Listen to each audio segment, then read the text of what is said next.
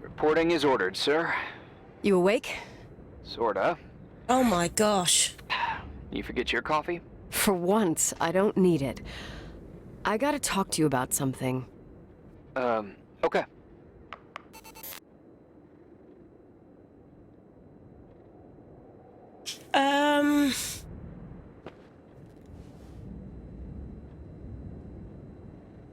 Pastor Foster, lipstick, and Leonard's book. I don't like where this is going, girl. And why in your dad's bedroom?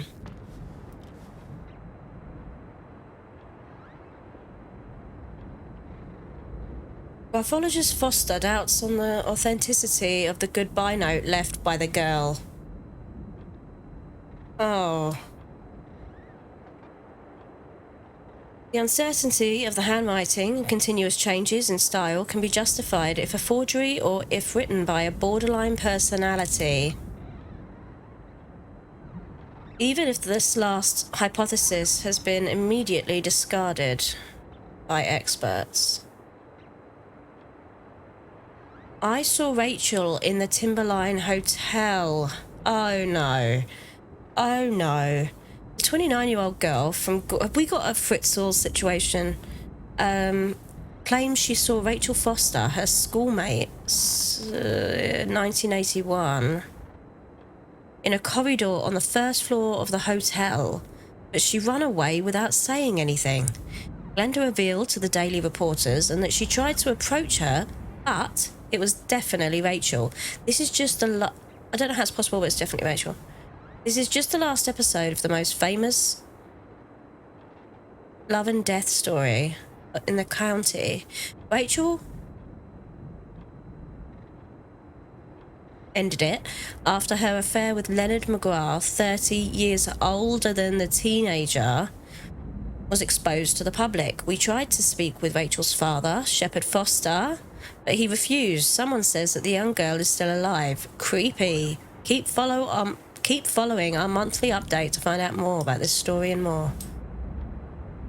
December 23rd. Okay.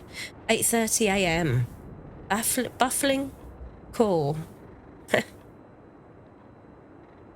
Not English speakers. Okay. Rachel body found in Wishard Ridge. It shocked the entire building's heart. The principal told us today, it felt like a huge weight heavy on our souls. We're a tight-knit community, and after this tragedy hit, everyone was struck pretty hard. We just want everyone to know that you're not alone and you can always find a family in the high school. Coroner confirms she was 9 weeks pregnant. 16-year-old Rachel, 16?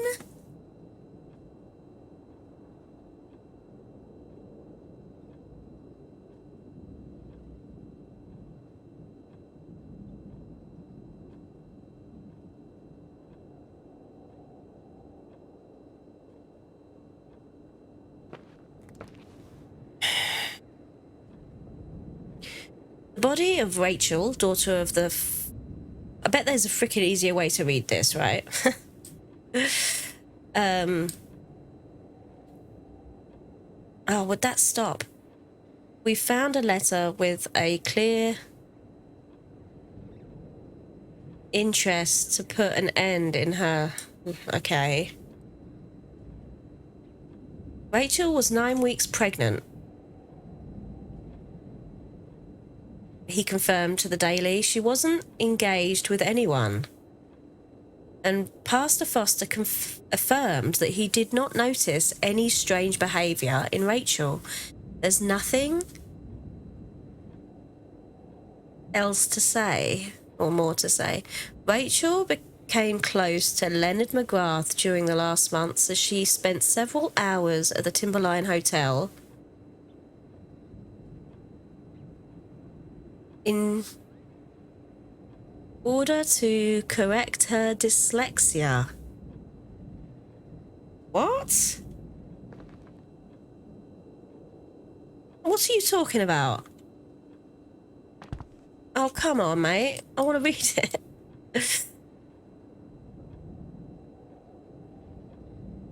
The romantic liaison between the 49-year-old professor and the teenager has been a secret.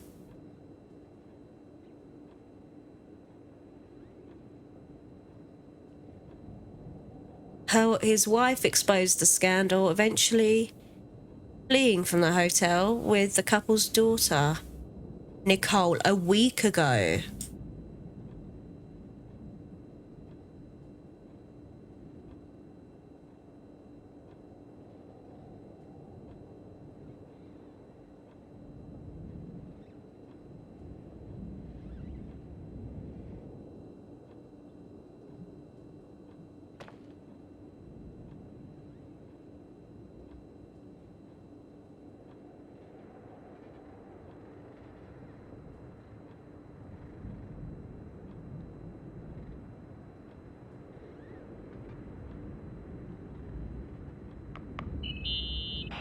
Here I am.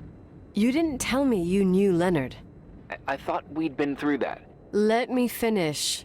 I spent the night going through his stuff, and I want to know what you think. About what?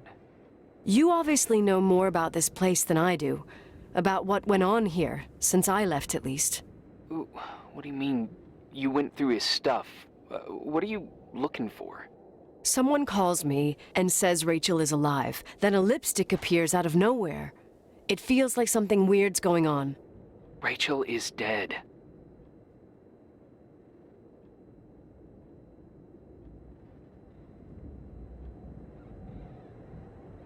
I want to shed light. That's what everyone says. But maybe the story deserves a second pass. There are too many gray areas. Look, the storm is dying down. You'll be able to leave soon and go back to your life. And you can forget about the whole thing, like you did 10 years ago. What do you care about this old business? It's not worth losing sleep over just to play detective. I want to follow my instinct, dude. I'm not busy at the moment. I want to follow my instinct. Haven't done it in so long, and it feels like things don't add up here. Okay, let me hear what you're thinking. If there's one thing Leonard taught me, it's that you gotta listen to what's buzzing in your head. First, it might just be a confusing noise, but if you connect the dots, then it starts making sense. And right now, I've got a beehive in my head. All right, let's go hunt some bees then.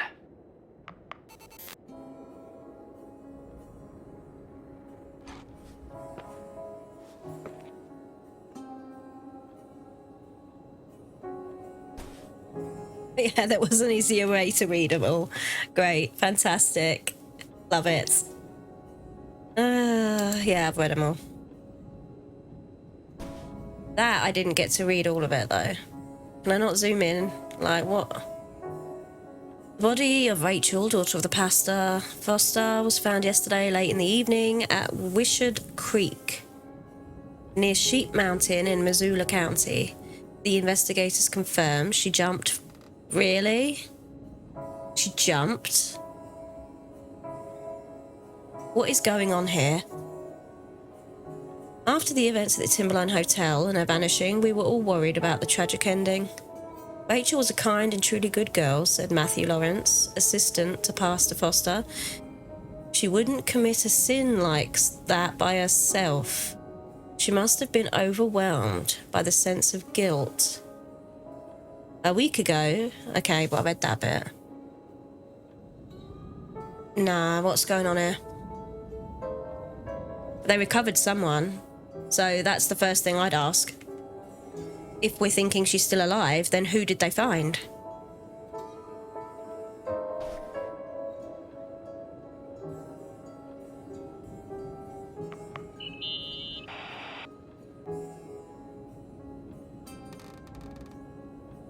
I found a copy of the local paper, dated December 29th, 1981, the day that the body was discovered.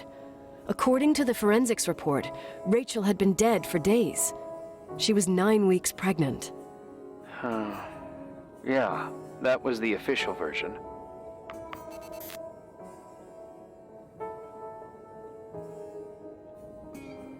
anyone else think he's so useful?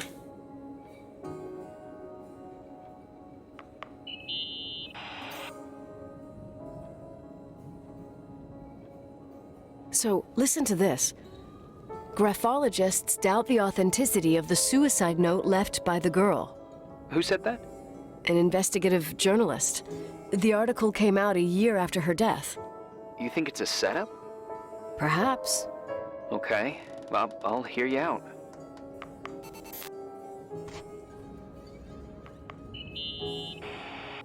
In this article from a couple years back, there's a statement by some girl who affirms she saw Rachel in a hallway at the Timberline. Who's this girl? A classmate, Glenda Ferguson. I tore out the page. I think the magazine was MT Woman. Nicole. That's a gossip magazine. They would sell their mother, even their cousins and nephews, just for a bunch of new readers.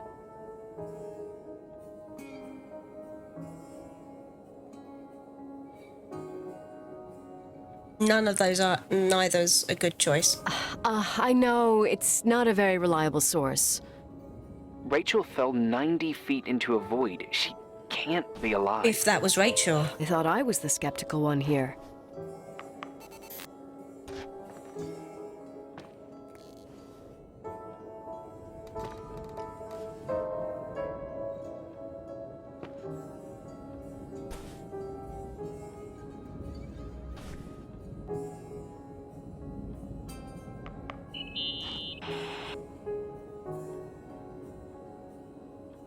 You know, I can't stop thinking about Rachel's father. Reverend Foster. He was a very strict man. Harsh, even for pastor standards. He and Leonard spent hours debating the nature of reality, the universe, and God. Well, opposites often attract. Do you ever see him? Rarely. He gives a service once in a while.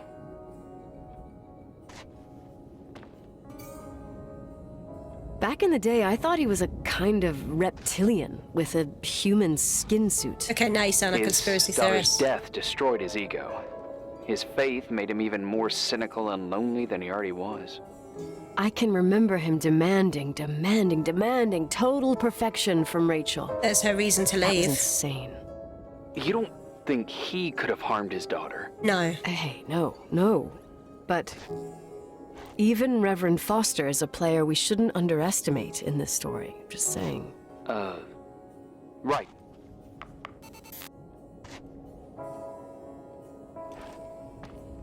She's gone all out, man.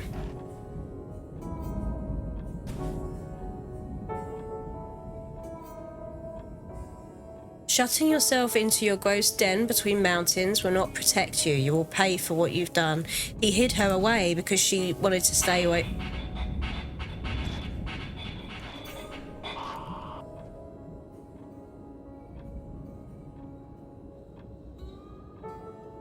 Also kind of explains the candles and the prayer book we found in that bathroom in the open apartment door. Well, not in the door, but in the open apartment.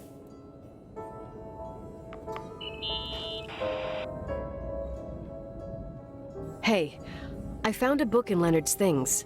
It's a collection of poetry, but it's got notes written in it. Did your father write them? What do they say? Dates, notes, thoughts. Listen to this. Today I saw Rachel. Or Rachel is sad. Or Rachel says she feels alone. He kept a diary about her. But the book was printed 8 years after Rachel's death. Do you mean it's like he was talking with Rachel after she died? As if he saw her. Well, I mean, there must be an explanation. Of course, there's an explanation for everything, and we've got to find it.